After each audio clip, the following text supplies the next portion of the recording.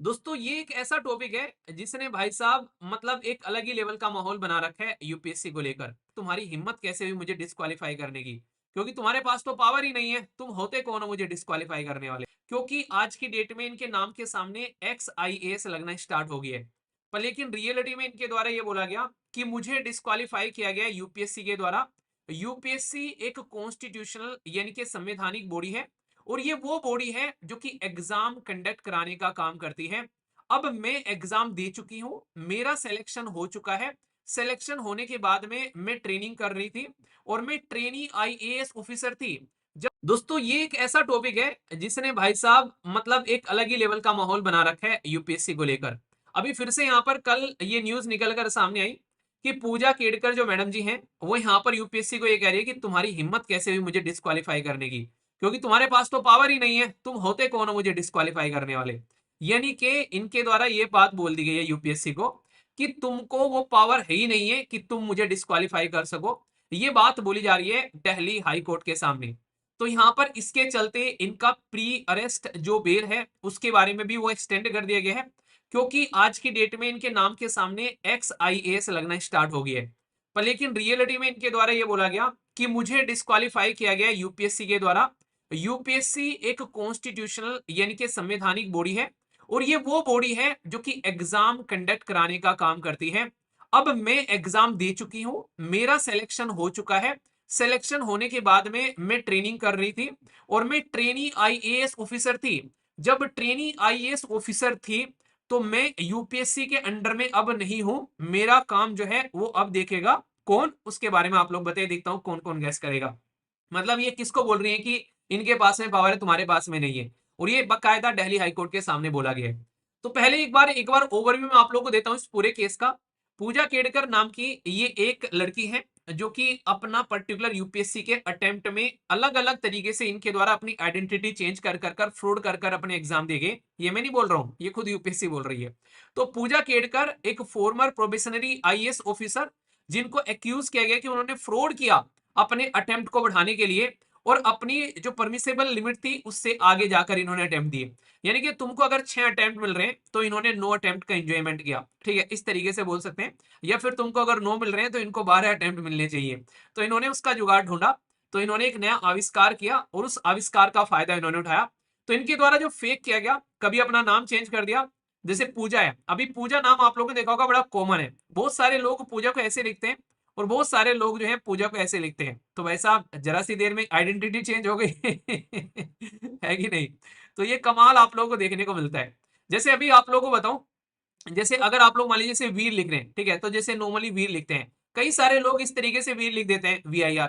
ठीक है, तो ये नॉर्मली इस छोटी छोटी सी चीजें होती है, कई बार इस तरीके की हरकतें करी जाती है नाम के साथ में। तो ये एक तरीके से गलत है यहाँ पर। तो इनके द्वारा अपनी आइडेंटिटी को चेंज किया गया।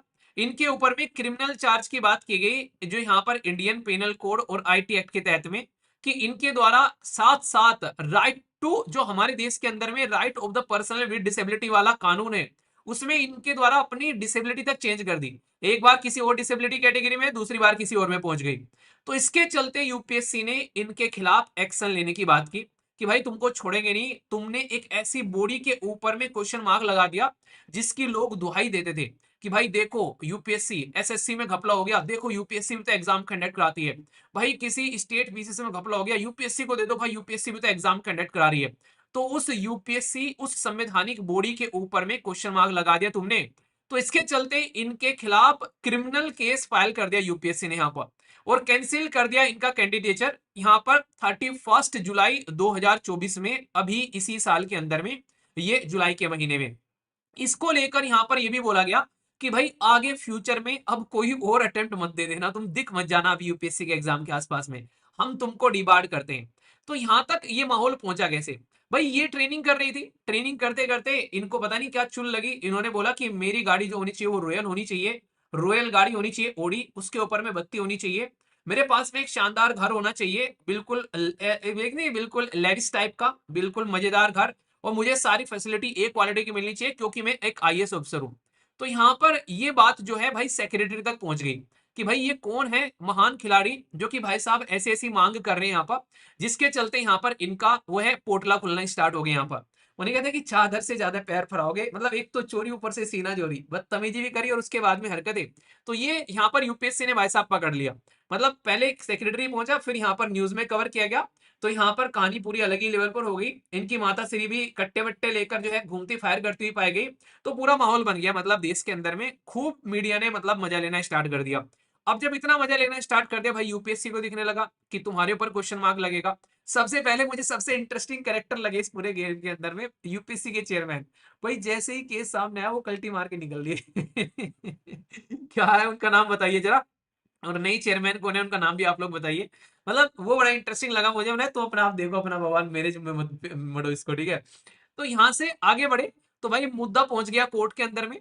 तो दिल्ली हाई कोर्ट के अंदर में प्रोसीडिंग जो थी यहाँ पर, उसके चलते यहाँ पर इनको गिरफ्तार करने की बात की गई कि अरेस्ट कर लो इनको, ठीक है। पर लेकिन इनका अरेस्ट जो है आगे एक्सटेंड कर दिया। तो दिल्ली हाई कोर्ट ने यहाँ पर एक्सटेंड कर दिया इनका इंटरिम प्रोटेक्शन।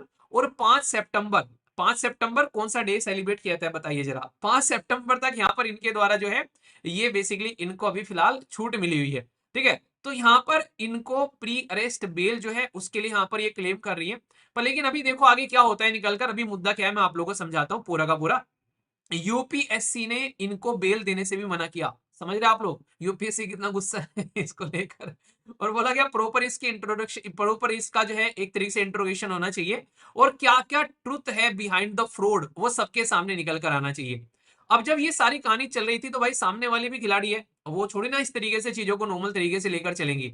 तो अभी फिलहाल के टाइम पर, अभी आज की डेट में उनके द्वारा भी पूरा अपना श्यामदाम दंड भेद लगाया जा रहा है। अपने वकील लॉयर को लेकर वो भी कोर्ट में पहुंच गई। सबसे पहले तो उन्होंने ये बोला, उनके जो डिफेंस थे उसमें ये बोला गया कि सारे के सारे जो भी डॉक्यूमेंट्स है वो सारे सर्टिफाइड है, ठीक है। सर्टिफिकेट ले लो, चाहे यहाँ पर आधार कार्ड ले लो, चाहे जो भी है यहाँ पर, उनमें कोई भी फ्रॉड नहीं है, कोई भी फैब्रिकेशन नहीं है। इनके द्वारा ये बोला गया। अब इंटरेस्टिंग चीज मैं आप लोग को बताता हूँ, आखिर पूरा घपला कहां पर है। कई सारे बच्चों को ये कंफ्यूजन होगा कि यार ऐसा खेल हो कैसे रहा है। तो ये चीजें थोड़ी ध्यान से आप लोग सुनिए। यूपीएससी का मामला क्या है, आप लोग इसको इस तरीके से समझिए। मान लीजिए आप लोग जैसे आज के डेट में यूपीएससी का प्रीलिम्स दिया, आप लोगों ने जब फॉर्म भरा प्रीलिम से पहले, तो आप लोगों ने बोल दिया कि भाई हम लोग जो है एससी या फिर एसटी कैटेगरी में आते हैं, आप लोगों ने ये बोल दिया, ठीक है। तब एससी और एसटी कैटेगरी में आप लोग आते हो तो इसका मतलब आप लोगों के पास में सर्टिफिकेट होगा। जब आप लोग के सर्टिफिकेट चेक किए जाएंगे, आप लोग जब यहाँ पर फाइनली जाओगे तो यूपीएससी आप लोगों के सर्टिफिकेट चेक करेगी। तो आप लोगों के पास में सर्टिफिकेट है, अगर एससी और एसटी के जो सर्टिफिकेट है वो जो ऑथोरिटी सर्टिफिकेट इशू करती है, उस ऑथोरिटी के द्वारा सर्टिफिकेट इशू किया गया है, तो यूपीएससी यहां पर इसको एक्सेप्ट कर लेगी कि हाँ भाई ठीक ऑथोरिटी ने सर्टिफिकेट इशू कर रखा है, हम लोग इसका एक्सेप्ट कर लेते हैं। अब इसी के पीछे पूरा खेल हो रहा है। अगर आप लोगों ने घपला कर ये सर्टिफिकेट बनवा लिया, तो भाई यूपीएससी ये कहती है कि भाई हम लोग ये थोड़ी ना चेक करेंगे कि सर्टिफिकेट बनाने वाला ही गलत था।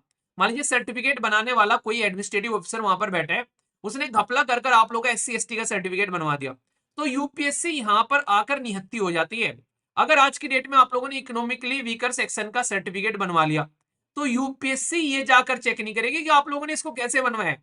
वो बस ये चेक करेगी कि जिस ऑथोरिटी के द्वारा ये बनाया जाना था, क्या उस ही ऑथोरिटी के द्वारा ये पर्टिकुलर सर्टिफिकेट बनाया गया है। और इसी लूप होल का इस्तेमाल किया जा रहा है मैक्सिमम लोगों के द्वारा।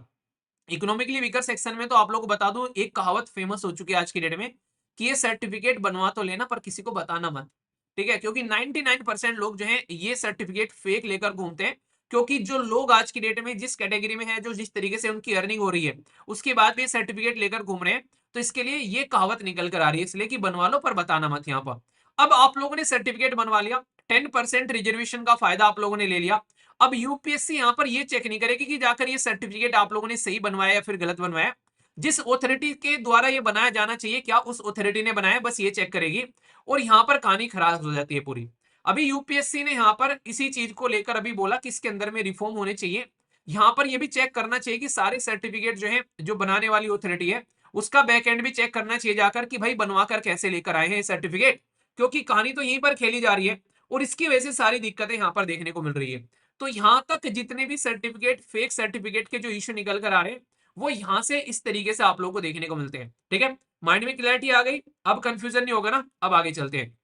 अभी बोला गया, इनके द्वारा आर्गुमेंट दिया गया कि यहां पर यूपीएससी के पास में कोई पावर नहीं है मुझे डिस्क्वालीफाई करने की।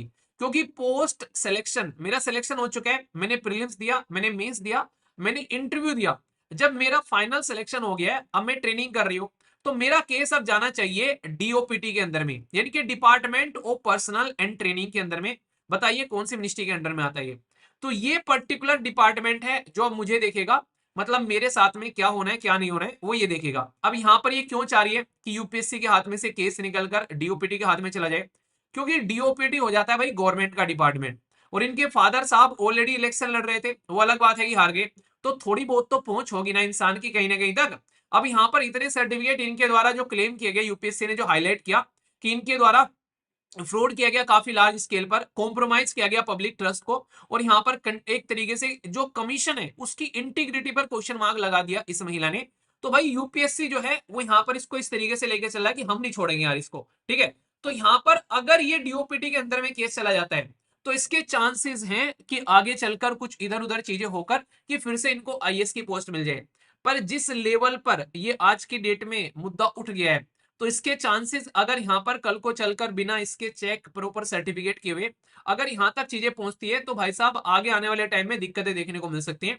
तो आप लोगों को यहां पर लग सकता है कि यार ये तो गड़ी गलत हो रही है, तो लोगों का और ट्रस्ट ब्रेक हो सकता है।